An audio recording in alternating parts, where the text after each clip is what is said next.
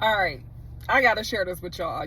Some of y'all might already know this, but it's a confirmation, okay? But this is just a reminder, y'all. Seriously, okay? It is really no shortcuts in life. It is really no shortcuts. And as one of my mentors used to say, you're going to either deal with the pain of discipline or you're going to deal with the pain of regret.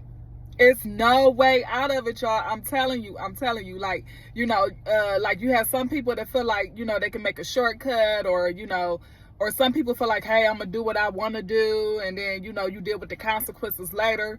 You know what I'm saying? Like, it's different things that, we as people can feel like we getting away with, when really we not getting away with nothing, because it's a principle that you're going to either deal with the pain of discipline or you're going to deal with the pain of regret. And I'm not on here to point fingers at nobody. I'm really on here to help us all, including myself, just learn to really embrace the process of whatever it is you're going through, going after, or whatever it may be, okay? Like if you somebody right now, let's say you studying for a test, or let's say you in school. You're going to either be the person that say, hey, I'm not going to study. I'm just going to take the test and see what happens. And then, you deal with the pain of regret when you see that you failed.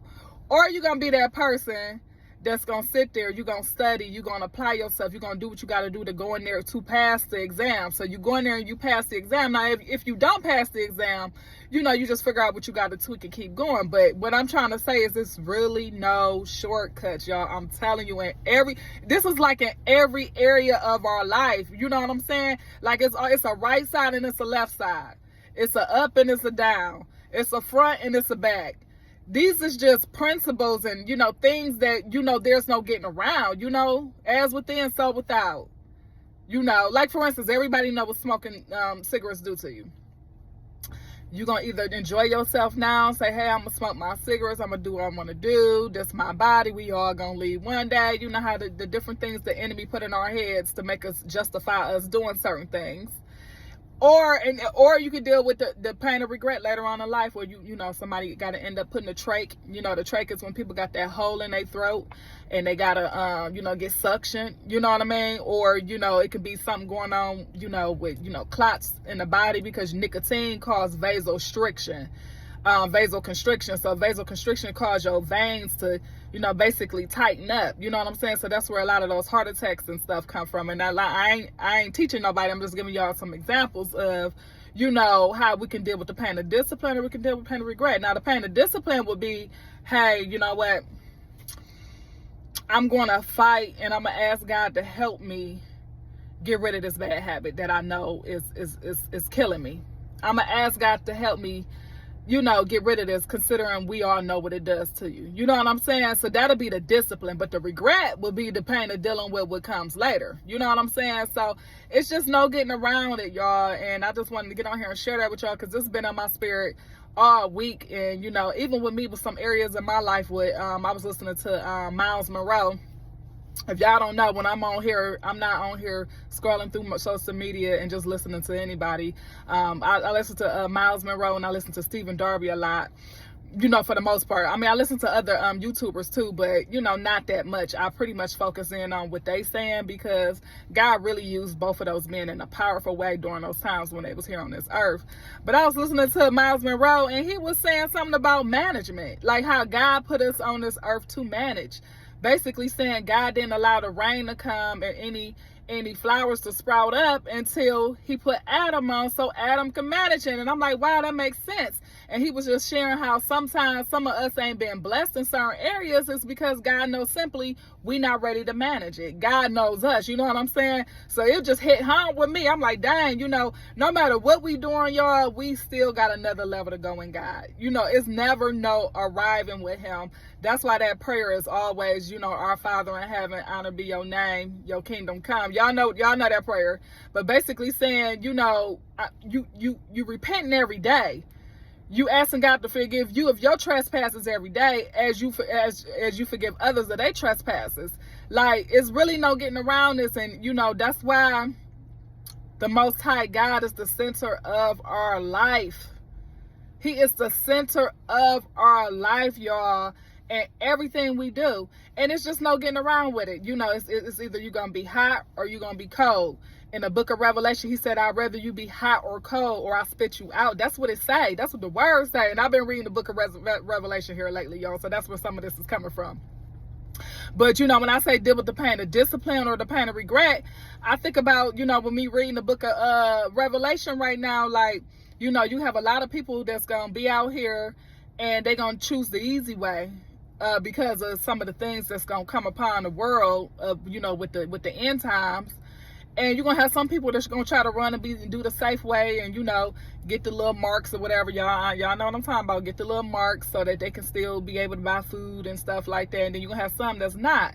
Now, the ones who give in, you know, they might feel good for that moment. They might be safe for that moment, but they going to have to deal with the wrath of God. You see what I'm saying? Like, they still gonna have to deal with the wrath of God. So they got their pleasure right then and there instead of now they got to deal with the discipline or the wrath of God. You see what I'm saying? I hope y'all get what I'm trying to say. And that's me reading this book of Revelation, and I was just looking like, man, it really ain't no, like, seriously. Right now, y'all, God, do not take God's grace for granted. And I'm talking to myself too. If any of y'all know me personally, I'm a to each his own kind of person. Like, I'm not the type of person to try to impose my beliefs on nobody or anything like that. Matter of fact, I'm a little too much of a to each his own, to the point I found myself in bad relationships in the past because I'm too much of a person like, oh, well, that's how you are. Okay, well, I accept you how you are. But nah, I'm being serious right now, y'all. Do not take God's grace for granted right now. Even in your hard times right now, he still is showing his mercy and grace, y'all. We don't understand. We do not understand right now how he is continually to show grace and mercy. You know, being saved ain't, how can I put this? Y'all know the rich man who wanted to get into heaven. I'm sure y'all heard that story before. It's in the Bible. I think it's in the book of Matthew. And I think he came to Jesus like, what do I have to do in order to be saved? And I think Jesus told him, like, give up your riches. And he wasn't willing to give that up. So I know we always saying the rich man can't make it to heaven, but it's not necessarily the rich man, y'all. It's what is it that you are not willing to give up for God? That's what it is. What is it that you are not willing to sacrifice and give up for him? And really pick up your cross and walk and say, I'm about to walk this narrow road. Like, we got to ask ourselves that. And I'm constantly working on myself every day, y'all. Every day, submitting myself to him.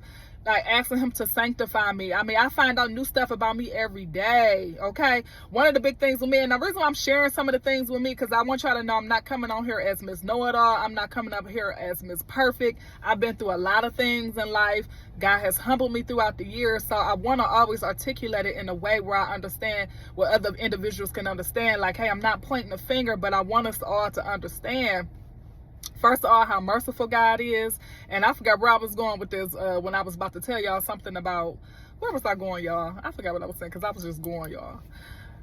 What I'm trying to say is, when I tell you God has humbled me a lot throughout the years, and well, yeah, one of the things that, you know, even with me being on this walk, like, I don't deal with certain temptations anymore. And some of y'all that's believers, you know, that's like strong in your walk, some of y'all might be able to attest to this. Like, some things don't tempt us no more. Like, we don't want to go out and kick it. We don't want to go out and drink. We don't want to go out and do certain things that the world do. Like, we don't even have a desire to do it. God took that desire out through us praying and asking him to, okay? However, I have things that still pop up. You know, like, some of y'all might be able to relate. Like, sometimes, you know, somebody can do something or say something to you, and they can cause your heart to get hard for a minute, and you be having to pray and ask God to take that off of you, because that's the enemy. That's the devil trying to shut your heart so that you can't receive any of God's blessings. He want to just shut your heart. You see what I'm trying to say? Because when your heart is shut, you're not able to open and receive the blessings, and you close yourself down to opportunities and all kinds of things, because now you got a hard heart. So, you know, that's what the enemy, I feel like he started working with God's people at, is he started trying to make us have a hard heart. So that's why I'm constantly finding out ways where we could just thank God, find gratitude in every little thing, y'all, and try your best not to take anything personal from anybody. Because you got to understand, it's not flesh and blood. It's those spirits within those people. It's not them necessarily. You see what I'm saying? And then I believe in the word, it says, you can't be a friend of God and a friend of the world or something like that. Or he said the world will hate you. So you got to understand, it's like some of these different things you battling with when you deal with certain people, it's not necessarily those people, it's those spirits within those people. It's those spirits that's uncomfortable in those people, if y'all get what I'm trying to say. You know what I mean? So I hope I'm articulated like I'm trying to have y'all understand. But what I'm trying to get y'all to say, understand, is that it's different levels to this, y'all. It's really different levels to it. And let's just not take God's grace for granted. And whatever it is you doing today, y'all, whatever it is you working towards, understand it's either two ways to go. It's either the pain of discipline or the pain of regret. It's always going to be one or the other, okay? The pain of discipline is going to basically get you the outcome that you want to get. The pain of regret is a lot of times not the outcome you wanted to get, but you didn't want to use the pain of discipline to get there, okay? And like I said, this could be for anybody to receive this, okay? Because as y'all know, as I share on here when we've been a life coach, I understand that, you know, we have people that can be, they got us together in one area, but another area in their life maybe they need to work on. You see what I'm saying? We are like that. You know, like, hey, maybe you're good in this area, but you need to work on this area at home. You know, like some of the pastors back in the day, I don't know if they still do it now, but they'll be at home, they'll be at church and they'll give everything to the church, and they always at the church, and they neglect their family at home. Now, that's not a good thing. Okay, because home comes first. You know what I'm saying? But I'm just using an example on how, you know, we all are work in progress, okay, y'all? But I just hope this encourage somebody. And like I said, whatever it is you're doing right now, just go ahead and deal with the pain of discipline. Embrace the process, okay, y'all? All right, go to BeUniqueLifeCoaching.com, okay? Go ahead, book your one-on-one coaching appointment. I got some specials going on, especially for our nurses, the people that's looking to become nurses, and then those who want to close strong and start strong for the new year, okay? You want to close strong, start strong, you want to go into the new year running. Okay, so we in this together, y'all. I hope y'all are having a great and amazing day, y'all, and I will see y'all in the next video. Okay.